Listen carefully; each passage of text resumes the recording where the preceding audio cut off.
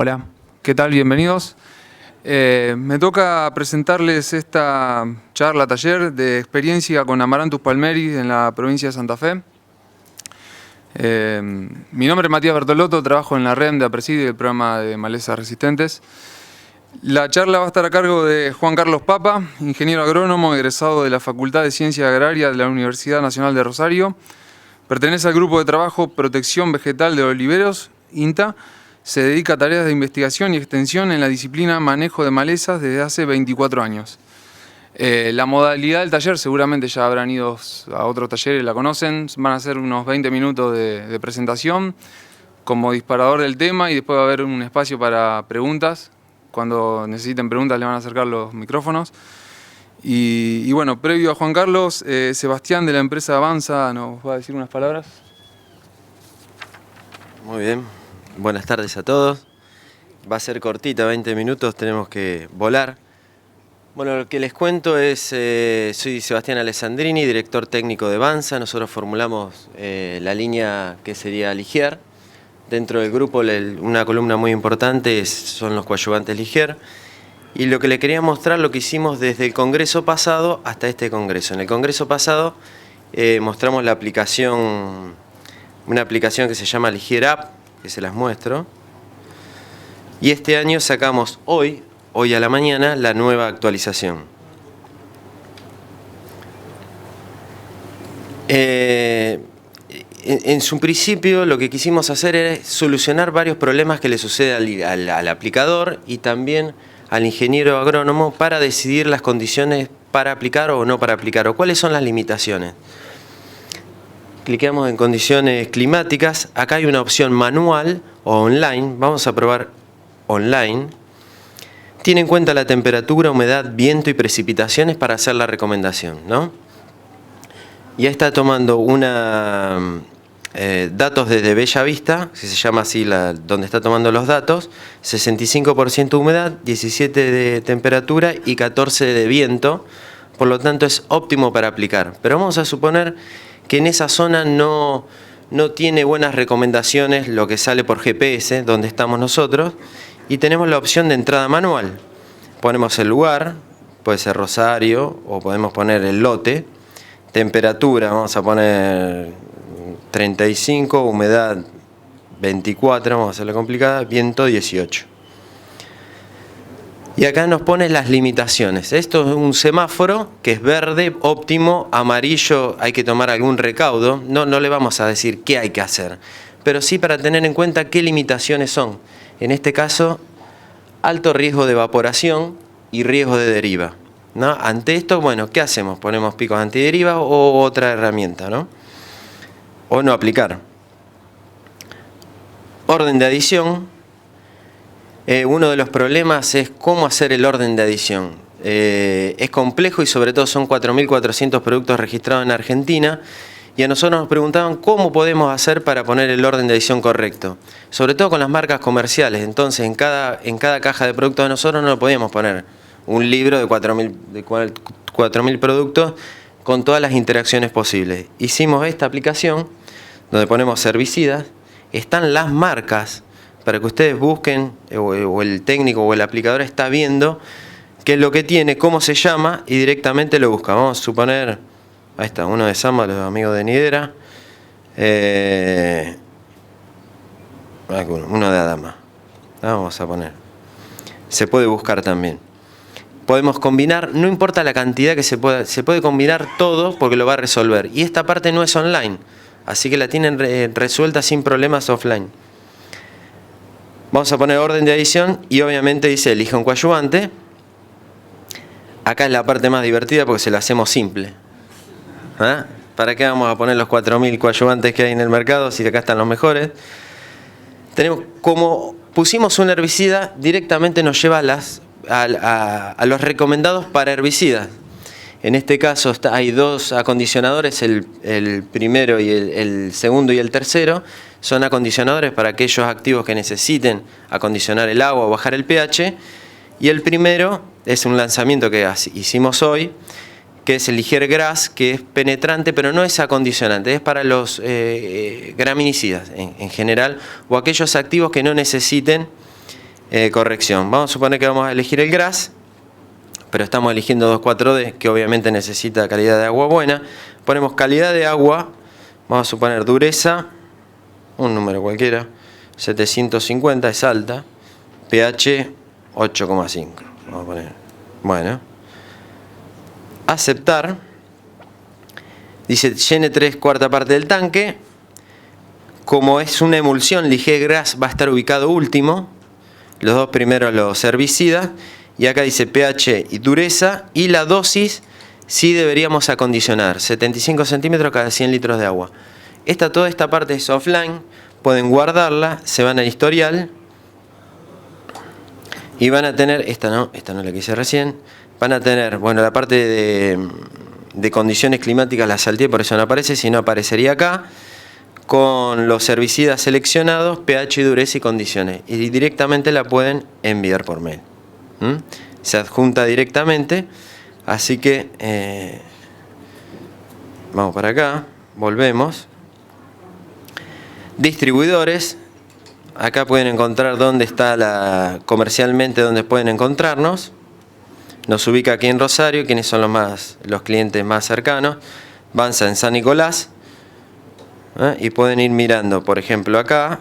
Esto, bueno, es la ubicación actual. Vamos a suponer.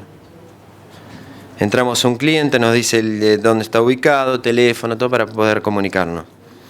Vamos a suponer que tengamos una duda.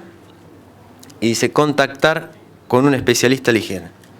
Si tuviésemos audio, nos van a atender desde la oficina de San Nicolás. Vamos a cortar porque va a atender a Abigail. Así que pruébenla, está libre. Es libre desde para Android y para iOS. Salió hoy la de iOS y va a salir la semana que viene para Android. La nueva actualización, la anterior tiene casi las mismas funciones, pero no se pueden contactar, faltan algunos productos. Pero la parte principal ya está completa. Lo que le quería mostrar es como mientras Juan Carlos está calentando motores, es el Ligier Gras Bio. Es un nuevo producto que hicimos especialmente para graminicidas, para aquellos productos que no necesitan acondicionar, pero necesitan movilidad, necesitan penetración. Hicimos una combinación un poco extraña que tardamos varios años en poder descubrir cuál era la mejor formulación, que combina calidad de aplicación y penetración. Algo que juntas es muy difícil encontrarlo, sobre todo cuando es una emulsión a base de metilado. Los resultados, bueno, lo hicimos con Juan Carlos hace ya 2 años, creo que lo venimos haciendo, con Jorge Montaner en el sur. Y bueno, los resultados son muy buenos, así que los invitamos al stand para alguna consulta técnica y también para Juan Carlos, que va a estar un ratito más en el stand. Muchas gracias a todos, los dejo en buenas manos.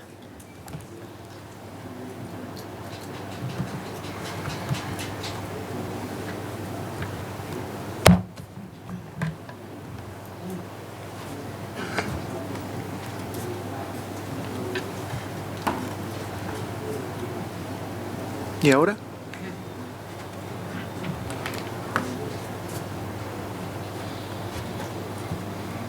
El técnico. No me la pasé. Ahí viene. ¿Por qué no arrancó? No tocamos nada,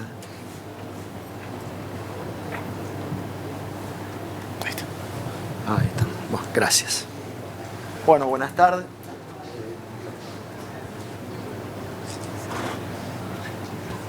Hola. Bueno, buenas tardes. Quiero agradecer a Presid por esta oportunidad, esta convocatoria, también a los que patrocinan este espacio, que es la gente de Banza. Y bueno, esto no quiere ser más que un relato de una experiencia, de una situación muy complicada, de una maleza que hoy está de moda, que es un problema y que no es un problema aislado, sino que ocurre dentro de un escenario donde, yo siempre digo, lo que estamos haciendo ahora es pagar los gastos de la fiesta, ¿sí? y esto, bueno, forma parte también de los gastos de la fiesta. Esto tuvo varios títulos. Ahí en el folletito del programa ustedes van a ver que dice algo así como un caso de manejo de yugo colorado, de Amaranthus palmeri. Después le puse ¿y cómo lo solucionamos? Y le pongo ¿y cómo lo solucionamos? Porque bueno, no estaba solo en esta aventura, en esta empresa, me acompañaba mi amigo, el licenciado Tuesca, que está presente acá, gracias a Dios, y que me va a dar una mano si yo patino en algo. Y después de poner ¿y cómo lo solucionamos? También me arrepentí, porque en realidad no lo solucionamos. En realidad lo que hicimos es ¿y cómo lo manejamos? Bueno, ustedes me ven ahí, de la foto soy yo, aunque no lo parezca. Este es el mejor herbicida que funcionó. Ya se los adelanto, ¿no? Pues seguramente vienen a buscar a ver cuál es la receta. Bueno, la mejor receta es esa, ¿sí? Resulta que, y hablando de esto, ¿no? Tuvimos oportunidad de hacer, para ver justamente estos problemas, varios viajes a Estados Unidos. Esta maleza es muy complicada y bueno, como todo el mundo pensábamos, bueno, vamos a traernos de Estados Unidos la mejor receta para difundir entre los colegas y entre los productores. Y cuando llegábamos a los lotes invadidos veíamos que había sobre los bordes y en los caminos internos una gran cantidad de vehículos de buena gama, chatas 4x4, y pensábamos, bueno, debe ser una reunión que está organizando la universidad o algún organismo. No, resulta que eran de los operarios que venían de México, y que estaban ganando muy buen dinero, cobraban alrededor de $250 el acre para limpiar, el acre, no la hectárea, media hectárea, para limpiar eso, y por eso tenían todos 4x4, vehículos de alta gama. Bueno, esto es un caso que se dio en la provincia de Santa Fe, en Totoras. Después comenzamos a ver que esto aparecía en todos lados, más o menos no tan intenso como fue el que detectamos en Totoras. ¿Cómo se detecta esto? ¿Cómo se suele detectar? O bien uno recorre, como recorre frecuentemente la zona y lo ve, o bien viene algún colega que le llama la atención, como fue en este caso, un yuyo colorado, dice, hay algo que me parece que es un yuyo colorado, pero es raro.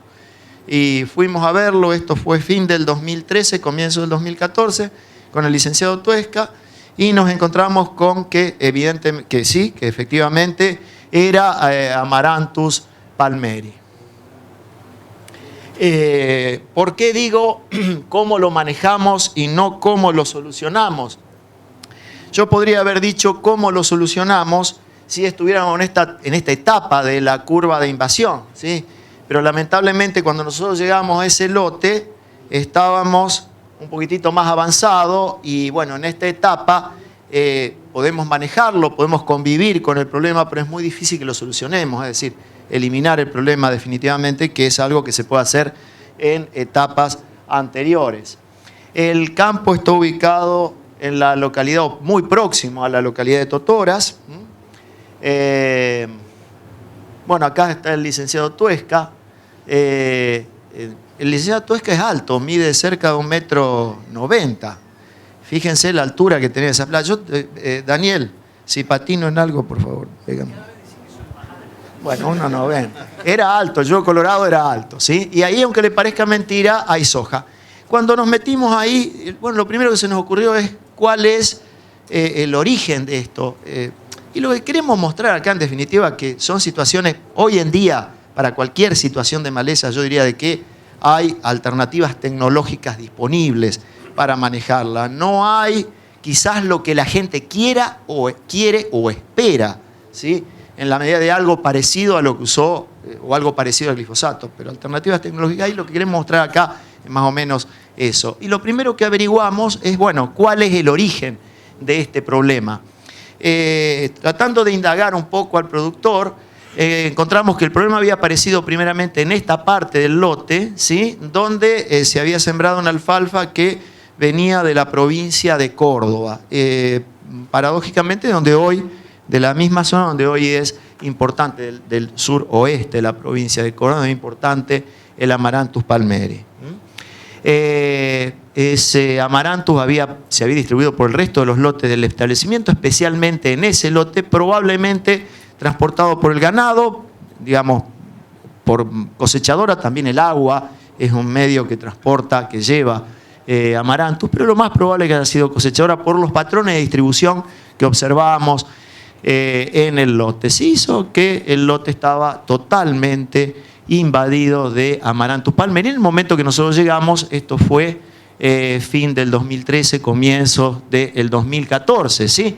Entonces se nos llenó con el licenciado Tuesca el alma de preguntas. Ahí, ¿qué es lo que pasó así acá? Y encima teníamos el productor detrás que quería una solución inmediata para esa situación de maleza. Dice, yo quiero, está bien, metí la pata, no me di cuenta, lo que sea, pero ¿qué hago ahora con esto? ¿Sí? Ese lote, aunque a usted le parezca mentira, se cosechó. Y el día que se cosechó yo estaba ahí, nos comimos un asado con el productor, y la máquina, luego de cosechar, salió hacia destinos ignotos, ¿sí? Cargando en su vientre toneladas de semilla que probablemente fue generosamente a distribuir, para que no sea el único caso, generosamente a distribuirla en otros casos. ¿Qué factores contribuyeron? Bueno, el desconocimiento seguramente la reactividad en vez de la proactividad. Hay muy poca tendencia a prever o por lo menos a hacer un seguimiento de los lotes que permita detectar algo extraño. Yo no digo identificarlo inmediatamente, pero algo extraño, algo que viene creciendo. Bueno, inclusive en lotes propios, como es esto, ¿sí?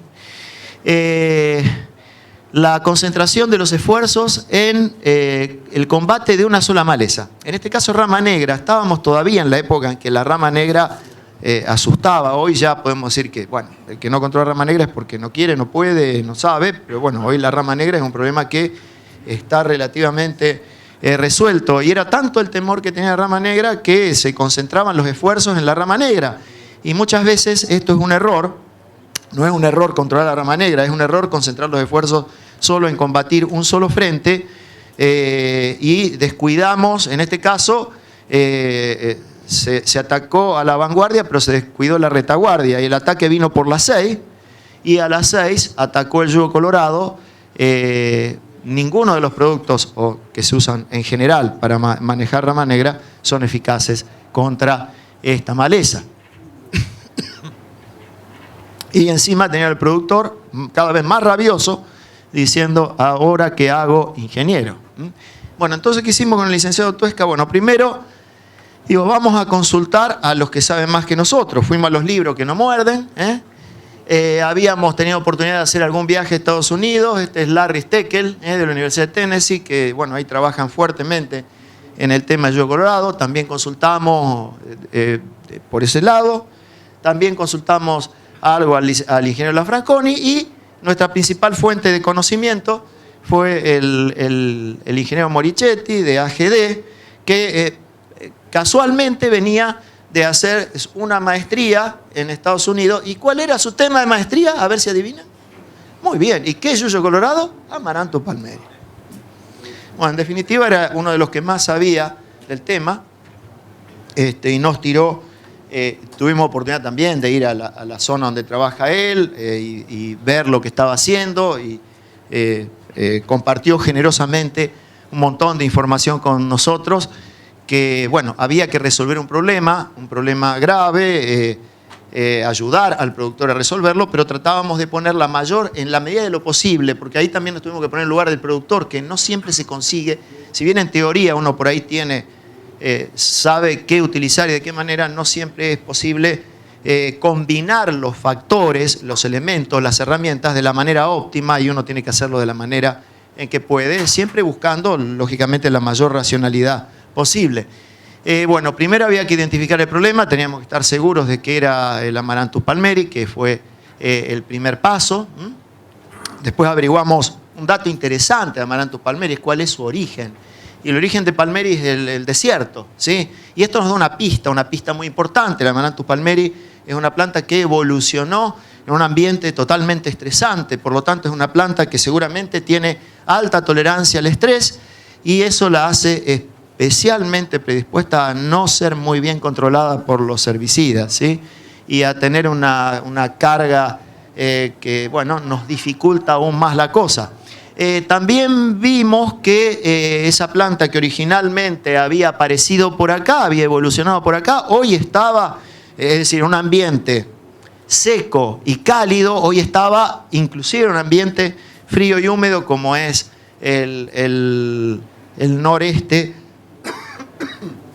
de Estados Unidos, perdón. Por lo tanto, estábamos no solamente frente a una especie tolerante al estrés, con algunas dificultades respecto a los herbicidas, que ya venía importada con algunas resistencias, probablemente, no lo sabíamos todavía, sino que además era una especie muy plástica. Muy prolífica. ¿Qué es prolífica? Produce muchas semillas, ¿sí? Eso es una característica importante, otra pista que teníamos como para diseñar alguna estrategia de manejo que pudiéramos usar ahí. 600.000, 700.000, según las condiciones, 800.000 semillas por planta. Se dispersan muy fácilmente por medios naturales, pero el principal dispersor es el hombre, ¿sí? Por lo tanto, y pensando en un banco de semillas, en un importante banco de semillas frente al estado que veíamos el lote totalmente invadido, un banco de semillas importante, superficial, el uso de herbicidas residuales no iba a ser una opción, iba a ser obligatorio, quizás más de uno, quizás solapar herbicidas. Es una cosa que íbamos a decir después. Otra característica, la gran velocidad de crecimiento, una planta que crecía muy rápido. Esto lo hicimos el año pasado con Daniel.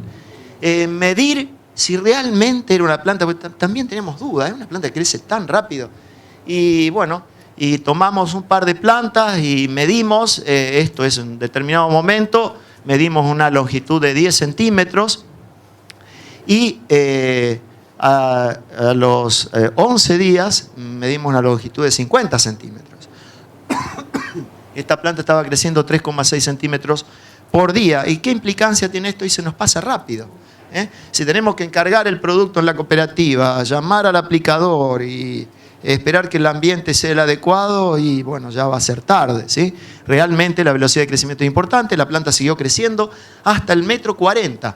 No avanzó más porque comenzó a ramificar e invertir, a direccionar recursos a la ramificación en lugar de seguir creciendo para arriba, pero evidentemente tiene una capacidad de crecimiento muy grande.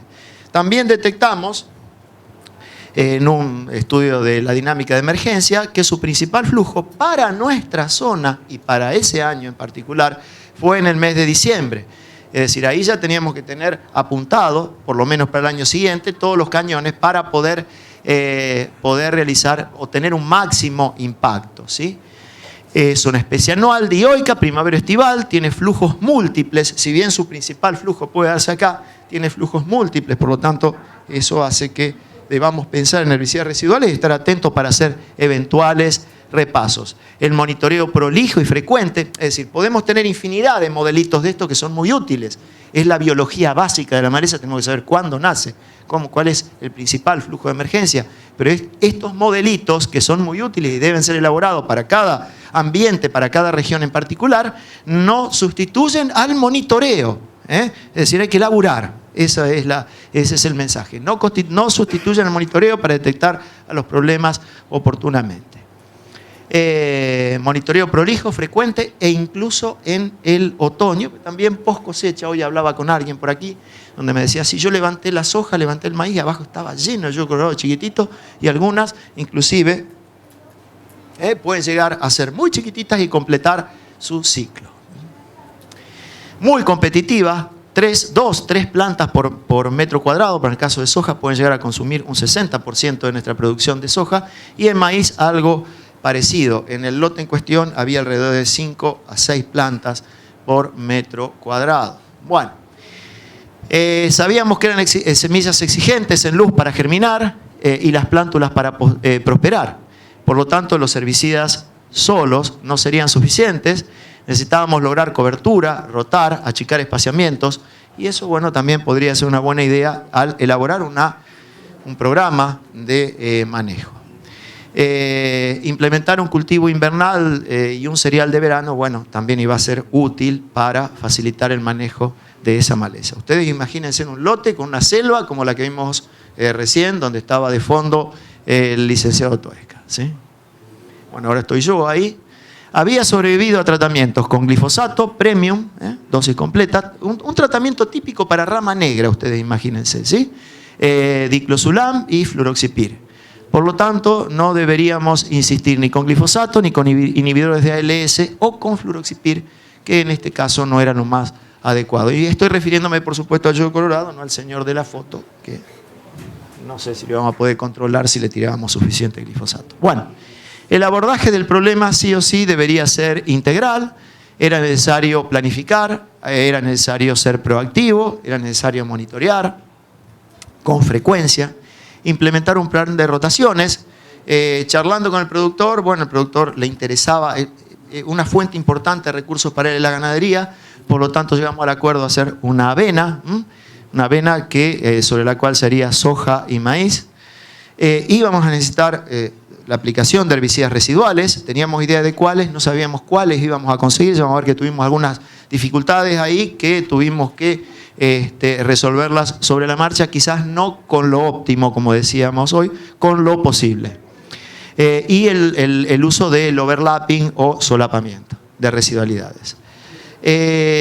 Los herbicidas dirigidos a Palmeri no debían ser en ningún caso glifosato o ALS. Sí podíamos usarlo como complementarios de glifosato, pero no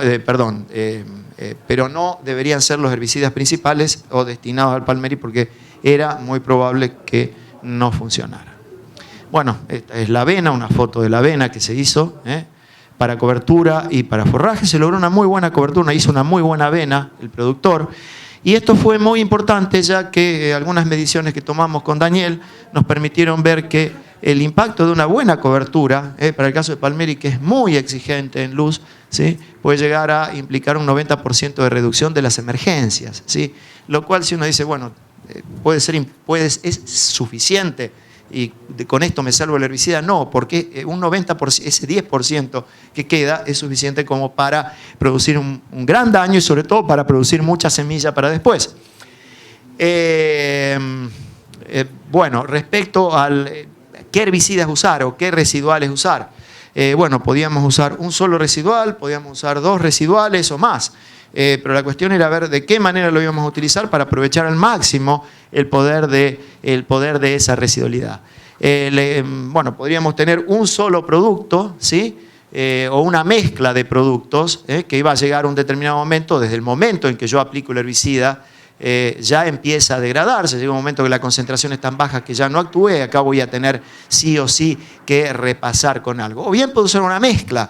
Y pensamos un poco en qué mezcla, y bueno, las mezclas deberían, en la medida de lo posible, no deberían contener un inhibidor de ALS, pensando que nuestro principal blanco era el yodo colorado. Y si íbamos a usar una mezcla, esta mezcla debería incluir 2 productos que solapasen su acción a nivel del yodo colorado y que tuviesen una tasa de disipación parecida. De nada nos servía una mezcla de productos que tuviesen una tasa de disipación muy distinta, porque el primero que se disipase, que dejase de estar en una concentración activa, iba a dejar desprotegido al otro.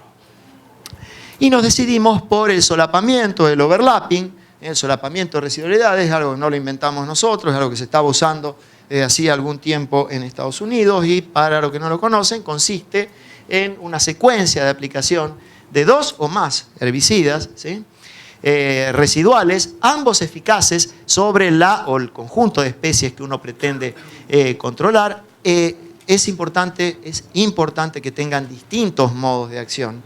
Ustedes lo van a criticar en algún momento, decir, bueno, lo que vos usaste acá no es, bueno, fue una limitante en un momento y tuvimos que tomar una decisión. Pero lo importante es que el solapamiento se dé entre herbicidas residuales con modos de acción diferente, que superpongan los periodos en que ambas concentraciones en el suelo son biológicamente activas. Es decir, consiste en la aplicación de un primer tratamiento, que puede ser presiembra o preemergencia, y una segunda aplicación que puede ser en preemergencia o en posemergencia. Lo ideal es que sea en posemergencia para lograr el máximo periodo de protección adentro del cultivo. Después nos encontramos con algunas otras fallas que ya vamos a ver. El periodo de protección en general es mucho más largo. La razón lógica es que al no estar todavía, es una verdad de perogrullo, pero al no estar el producto puesto en el suelo, bueno, no se degrada hasta que no está en el suelo.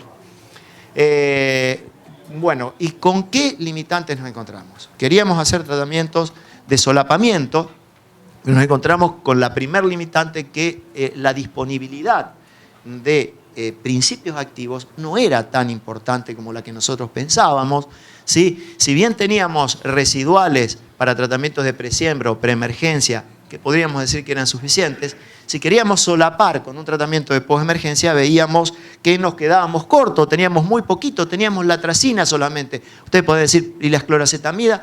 Sí, las clorazetamidas también, acetoclor, metolaclor, dimetenamida, etcétera, pero no tienen registro en la Argentina para tratamiento de postemergencia. Mesotrione también podía ser, tiene acción de residual, no a la dosis en la que normalmente se lo recomienda.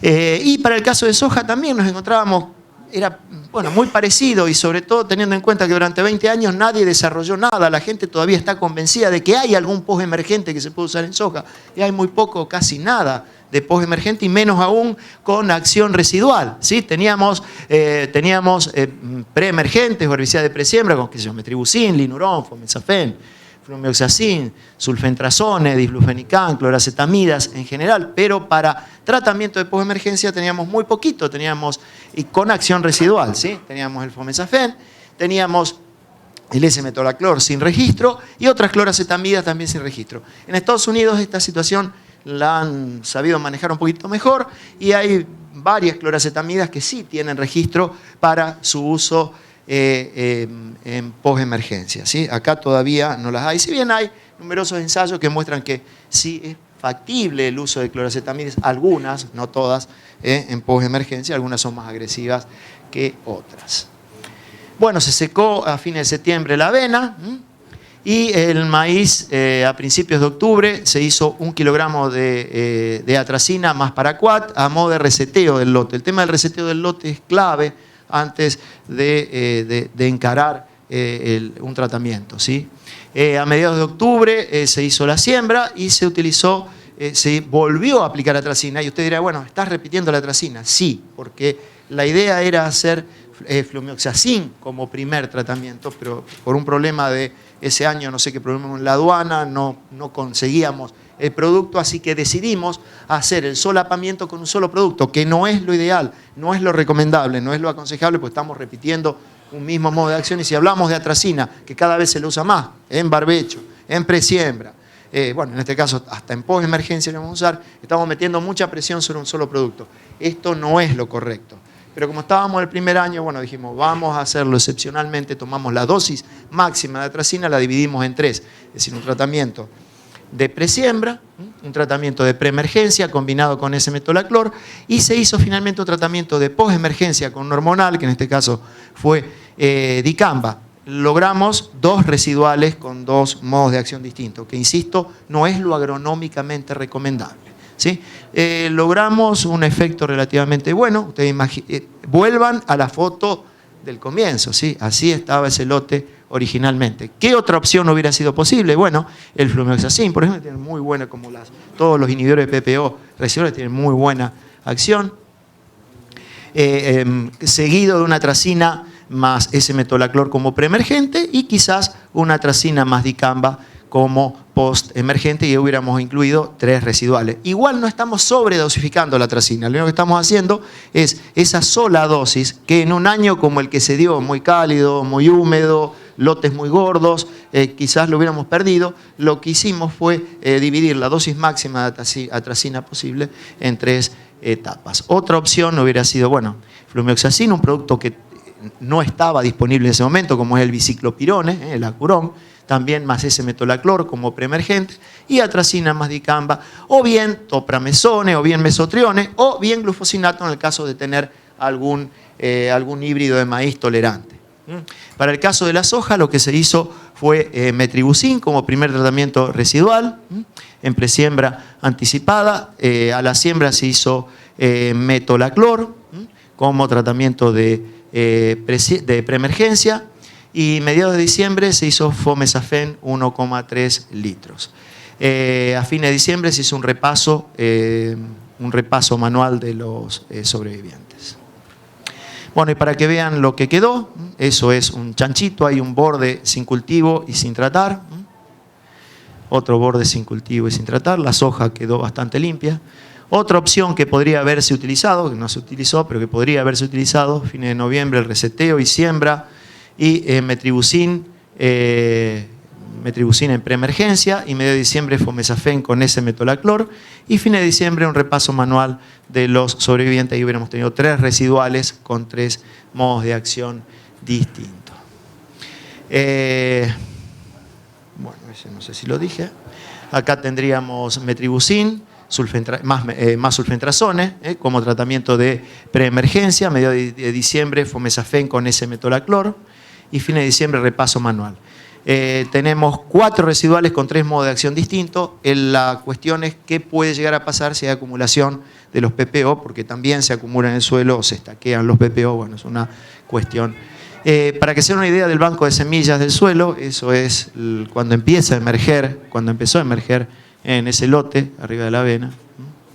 Y esto es el resultado de un tratamiento, de un ensayo que hizo este año que pasó, esta campaña que pasó, donde podemos ver que estos son los distintos tratamientos de overlapping, ¿sí? Acá tenemos metribuzin seguido de sulfentrazone más S-metolaclor, metribuzin seguido de flumexacin más S-metolaclor, metribuzin seguido de EDUS, ¿sí? En todos los casos la persistencia, la residualidad fue mayor que cuando se hicieron los tratamientos simples, los tratamientos de una sola vez. Este fue uno de los mejores tratamientos, metribuzin seguido de sulfentrazone con S-metolaclor. No se incluyó el cultivo en estos ensayos porque queríamos ver la acción residual, la persistencia propia del tratamiento sin intervención del cultivo. Si hubiéramos tenido un cultivo, probablemente el resultado hubiera sido mejor. Si hubiésemos tenido un cultivo a un espaciamiento estrecho, seguramente el resultado también hubiera sido mejor. También hicimos una prueba para ver cómo funcionaban herbicidas de postemergencia, tratamientos clásicos de postemergencia, sobre plantas en tamaño ya límite en el borde, y vimos bueno, que tanto fomesafen como lactofen fueron eficaces, combinados con benazolín o combinados con S-metolaclor mejoraban un poquitito, sobre todo sobre plantas más grandes, pero el benazolín solo, por ejemplo, no fue eficaz. El ventazón, bueno, el ventazón ya hace 30 años no era eficaz para controlar el yugo colorado y el pasaje del tiempo no lo volvió más eficaz. El glifosato tampoco funcionó. El imacetapir, esto es 1 litro de imacetapir, tampoco funcionó. Y el clorimurón tampoco funcionó. Lo cual nos está diciendo que probablemente estábamos frente a un biotipo, que después se hicieron algunas pruebas y se pudo comprobar, estábamos frente a un biotipo resistente al glifosato, resistente a inhibidores de ALS. Para terminar, en este nuevo escenario, complejo, diverso en problemas, también en soluciones químicas y no químicas, ¿sí? El Amaranthus palmeri no es un problema aislado, sino que ocurre dentro de un contexto, de un conjunto de situaciones que deben abordarse de manera integral, es decir, no lo vamos a poder, además no va a ser, digamos, es muy raro que tengamos Amaranthus palmeri solo en el lote, si en una maleza muy agresiva probablemente debamos considerar otras malezas. De ahí la necesidad del manejo integrado. Es clave un cambio de paradigma dentro del sistema productivo y dentro de la manera de percibir y encarar el manejo de malezas. Tengamos en cuenta que, insisto, que el Amaranthus palmeri no es un hecho aislado, ocurre dentro de un contexto en el cual el modelo productivo fue durante 20 años un modelo de agricultura industrial, con base en tecnología de insumos, voy, compro, aplico y soluciono. Hoy vemos que la cosa viene un poquitito más complicada y además del herbicida vamos a tener que usar otras herramientas, sobre todo vamos a tener que usar el conocimiento. Y eso por ahí no están, para el tema de malezas, por ahí no estamos tan acostumbrados. Es clave que el productor vuelva a asesorarse con el técnico capacitado, el técnico va a tener que capacitarse en el tema de malezas. Es clave anticiparse, planificar y llegar temprano. El tema de los herbicidas residuales, aunque nos cueste, aunque nos pese, hoy no es un opcional, es decir, no puedo elegir y no uso, voy a manejarme solamente con postemergentes. Hoy, lamentablemente, es una obligación y hay que saber utilizarlos. No son herramientas que se adecúen muy fácilmente a un uso rutinario o se adapten a protocolos de trabajo muy rígidos, ¿sí? Vamos a tener que una diversidad de problemas y una diversidad de soluciones. Va a haber que ser creativo. No vale más improvisar, no vale más apagar incendios. En el caso de Río Colorado no hay manera de apagar el incendio. Vamos a suponer que nos equivocamos. Y bueno, si nos equivocamos, nos equivocamos. Y la única solución que nos queda es el primer herbicida que les mostré en la primera diapositiva. No hay otro herbicida. Tuve oportunidad de ver varios ensayos de tratamiento de post-emergencia. Sobre todo con estos herbicidas que vienen del siglo pasado, que son de contacto, muy buenas herramientas, pero que son muy exigentes en cuanto a tamaño, como decíamos hoy. Y uno va, después de haber hecho un tratamiento con fomesafen o con lactofen, sobre un yugo colorado de 30, 40, 50 centímetros, y va al poco tiempo, son herbicidas que funcionan muy rápido, y dice, mirá, qué lindo. Y lo vi con colegas, mirá qué buen efecto que tiene esto. Está muerta esta planta. Y lamentablemente no ocurre así, ¿sí? Son plantas que con posterioridad uno ve el follaje quemado, pero con posterioridad la cantidad de yemas que tiene hace que rebrote. Estamos hablando de productos de contacto. No hay productos para apagar el incendio, por lo tanto, si no le pegamos de entrada, después no hay soluciones. No vale más tratar plantas viejas o sembrar sobre maleza viva, ¿sí? Antes, durante mucho tiempo, ¿qué le gustaba al productor? Al productor le gustaba, cuando la tecnología RR y el glifosato andaban en su óptimo, le gustaba sembrar sobre la maleza viva, ¿sí? Después aplicaba el glifosato y veía cómo la maleza se iba poniendo amarilla, iba muriendo mientras las hojas emergían, las hileras. Eso era hermoso. Bueno, eso ya no lo podemos hacer más, o por lo menos vamos a fracasar en la mayoría de los casos. No hay lugar entonces para la segunda oportunidad o para la corrección. Es clave entender que las malezas no las vamos a dominar solamente con herbicidas. Y no hay herbicidas para todas las situaciones posibles. Hoy se habló mucho en los distintos espacios, en los distintos ámbitos, del tema sustentabilidad. Y se hacía referencia, bueno, le vamos a dejar el campo a nuestros hijos, el suelo, en mejores condiciones de las que nosotros recibimos. Y eso quizás sea cierto. Lo que sucede es que si seguimos así, en esta tesitura de vivir apagando incendios, de la falta de planificación, le vamos a dejar el suelo a lo mejor en excelentes condiciones, pero todo enllullado. Y el tema de la sustentabilidad, a mí me parece que la sustentabilidad no debe alcanzar solamente al ambiente, al suelo o al agua.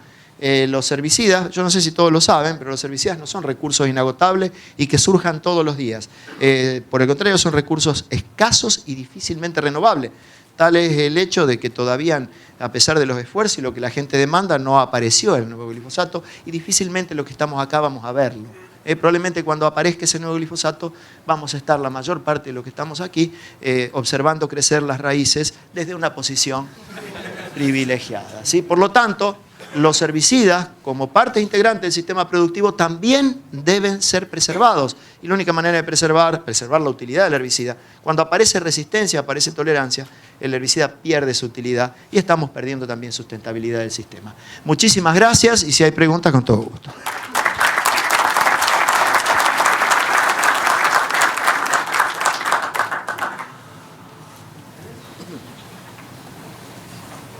Experiencias, que tenga alguna experiencia en el yugo colorado. Esto no quiere ser más que una experiencia.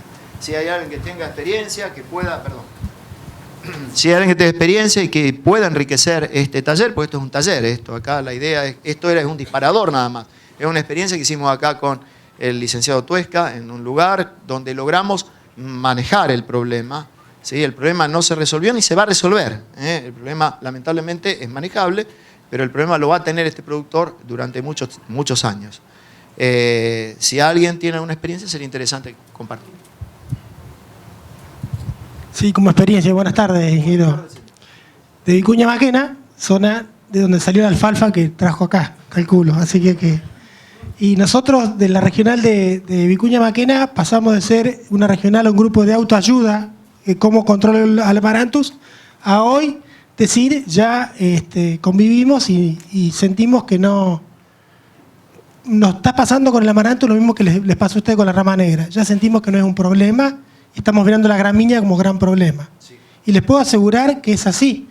La zona de Vicuña Maquena, que era peor que esto, porque era una zona con 100 kilómetros por 100 kilómetros de amarantos así, pasó a no tener práctica, a convivir con el amarantos.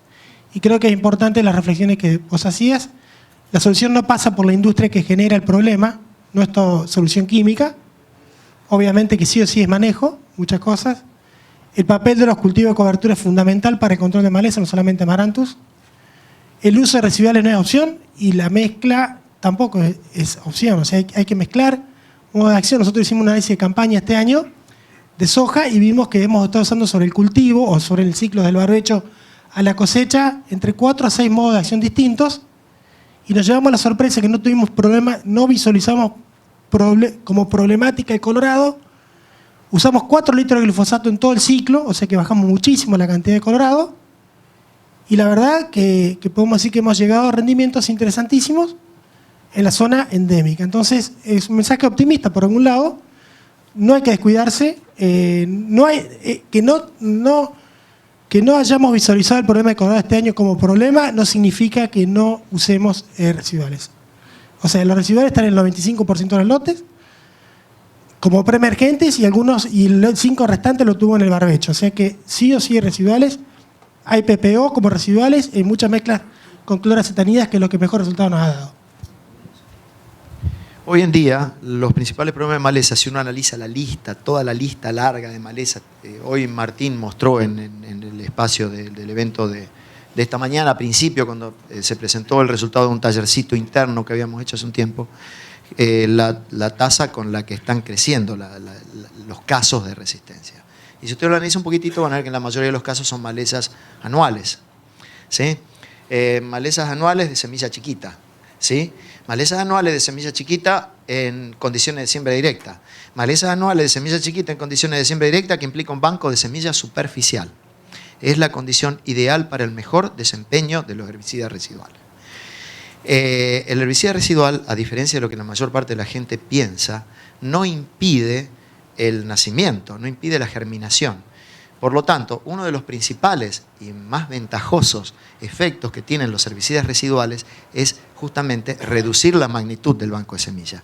¿Lo agota, erradica la maleza? No, no. Pero uno de los, además de bajar la magnitud del banco de semillas, crea las condiciones necesarias y suficientes para el mejor desempeño del tratamiento de postemergencia que después necesariamente voy a tener que hacer. Vimos algunos casos en los que el overlapping, y esta es una técnica de la que vamos a hablar mañana más en detalle, el overlapping bien hecho, bien aplicado, impidió, o digamos, no hizo no necesario el tratamiento de postemergencia. Pero eso, combinado con menores espaciamientos, combinado con muy buenos cultivos de cobertura, digamos, no solamente, quiero que quede claro que no solamente, como dijo acá, yo te conozco, como dijo acá Carlos, no solamente el herbicida va a ser la solución a la cosa. Si tenemos que comenzar, lamentable, yo entiendo, usted dirá, bueno, vos sos un obtuso, vos no te das cuenta de la realidad que estamos pasando. Sí, entiendo, la entiendo como la entendemos todos, pero si no, no hacemos un clic mental y empezamos a cambiar un poquitito respecto a lo que hacíamos antes, y bueno, el problema va a seguir avanzando. ¿Alguna otra experiencia? Fue muy interesante lo tuyo, gracias.